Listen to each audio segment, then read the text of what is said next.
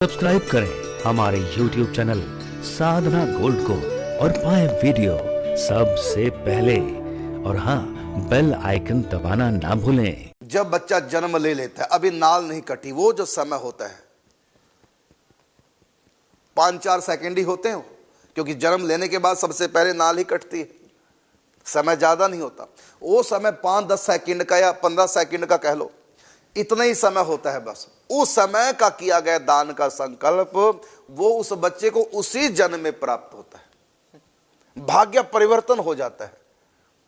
और उसके बाद उस सबसे ज्यादा महिमा, उसे थोड़ी कम लेकिन उसकी बड़ी महिमा, 6 दिन तक बच्चे के नाम पर जो दान किया जाए, ब्रह्मा जी इसी जन्म में उसके लिए वो दान ऐड कर देते हैं।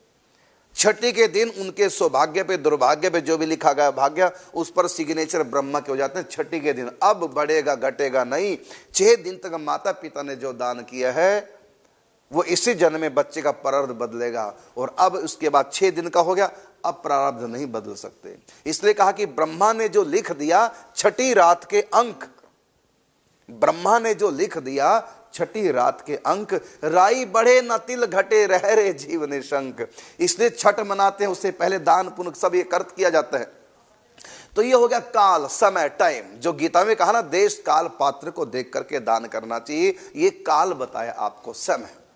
और इसी प्रकार कोई दिवंगत हो जाए तो उसके लिए कहा कि उसकी 13वीं पे जिस दिन उसकी विदाई होती है आत्मा की, एक बार तो आत्मा चली जाती है सही में, पूरी हाजिरी लग करके वापस आ जाती है वहीं पर जहां पर उसकी डेड बॉडी पड़ी, फिर 13 दिन तक वहीं रहती है और हर रोज पिंडदान होता है।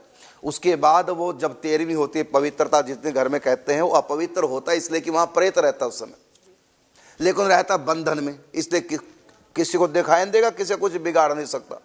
बल्कि उसको दुख होता कि तुम कह रहे हो कि मर गया, मैं तो जीवित हूं, क्योंकि आत्मा तो मरती नहीं और सूक्ष्म शरीर भी उसके पास है। ये तो उस समय सोचता है कि सब लोग मेरे लिए रो रहे हैं, मैं मरा कहां, मैं तो जीवित हूं, शरीर को छोड़ा है, बाकी मैं तो हूं। तो तभी कहा कि आत्मा मरती नैनम चिनंती सस्तानी नैनम दहति पावका न च कले दियंती आपो न शोषयति मारुता। अग्नि संस्कार इस मिट्टी के शरीर का हुआ है, आत्मा का नहीं अग्नि संस्कार होता है। तो वो तो उस समय जीवित रहता है, उस समय वो सोचता है, उसको हम प्रेत कहते हैं, उस समय वो प्रेत सोचता है कि रो क्यों रहे हैं कि मैं मर गया, मैं कहाँ मरा, मैं तो जीवित हूँ। हाँ, मैं बिछुड़ गया, ये बात सच है, मैं इनसे बात नहीं कर सकता। वो यम फांसी में बंद है, वो बात करना चाहता है लेकिन कर नहीं सकता, न दूसरे के शरीर में प्रवेश करके बात कर सकता है क्योंकि यम फांस में बंद है, और 13 दिन तक वहीं रहेगा। उसके बाद जब 13वीं हो जाएगी, कहते हैं घर पवित्र हो गया, हवन हो गया, गंगा जल छिड़क दिया, समझो उस दिन वो वहां से चला गया। अब वो 11 महीने में संयमनी पूरी पहुंचेगा, रास्ते में अपने कर्मों के अनुसार दंड भी पाएगा। बैतरणी नदी आएगी, यदि गाय दान नहीं की तो बैतरणी नदी कोई और पार नहीं करा सकता, वहां दान पुण्य किए हुए ही हमारा पुण्य ही बैतरणी पार कराएगा, नहीं तो वहीं से नरक प्रारंभ होता है। और जिन्होंने जूते चप्पलों का दान नहीं किया, उल्टा सत्संग में गए, जूते चप्पल चुराए, तो वहां नंगे पांव, तांबे की धरती, रेत की धरती, कहीं लोहे की धरती, और एकदम तपी, उसके ऊपर नंगे पांव चलता है। जो वृक्ष काटता है लेकिन लगाता नहीं, वृक्ष जो नहीं लगाता और वृक्ष काटता है। हमने मकान बनाया, उसमें कितने वृक्ष कटे होंगे, आप कहेंगे हमने तो काटे नहीं। तो जो चौखट चढ़ाई वो भी तो पेड़ की है, दरवाजे, लकड़ी का फर्नीचर, ये सब लकड़ी पेड़ों से, तुमने पेड़ों को यूज किया है ना, लेकिन पेड़ लगाया नहीं। इसलिए हमने जो अभियान चला रखा पेड़ लगाने को, लगाने चाहिए सबको पेड़, नहीं तो तुमको कोई अधिकार नहीं अपने घर में फर्नीचर रखने का यदि पेड़ नहीं लगाओगे। तो वृक्ष जो कटवाते हैं, जिनके कारण से वृक्ष कटे और लगाते नहीं, वृक्षों का दान नहीं करते, ऐसे लोग वहां पर जब जाएंगे तो धूप में तपते हुए जाएंगे, लेकिन उनको वृक्ष की छाया नहीं मिलेगी।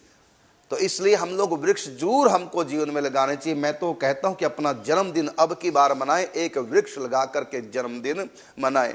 आप किसी गरीब को दान करेंगे, स्वर्ग मिलेगा, और संत को दान करेंगे, भगवान मिलेंगे। देखिए, गरीब भी भूखा, संत भी भूखे, भूखे दोनों। गरीब को भोजन कराया, स्वर्ग मिलेगा, भगवान नहीं, स्वर्ग मिलेगा, और अगला जन्म अच्छा हो जाएगा, इतना होगा, लेकिन भगवान नहीं मिलेंगे। और संत को भोजन कराओ तो भक्ति प्राप्त होकर भगवान मिलेंगे। गरीब को भोजन कराओ तो धर्मदेव रीझते हैं, तुमको स्वर्ग देंगे, और संत को भोजन कराओ तो भगवान रीझते हैं, तुमको भक्ति और भगवान प्राप्त होंगे। बताइए, भूखे दोनों और दोनों को एक ही जैसा खिलाया, लेकिन फल में अंतर। संतों को खिलाने की कितनी महिमा। गरीब को जब वस्त्र दान करो स्वर्ग मिलेगा, अगले जन्म में अच्छे अच्छे कपड़े मिल जाएंगे। और संत को कपड़े दो तो तुमको भक्ति प्राप्त होगी, भगवान रीझेंगे और भगवान आपकी मनोकामना पूर्ण करेंगे, भगवान आपके दुख की निवृत्ति करेंगे।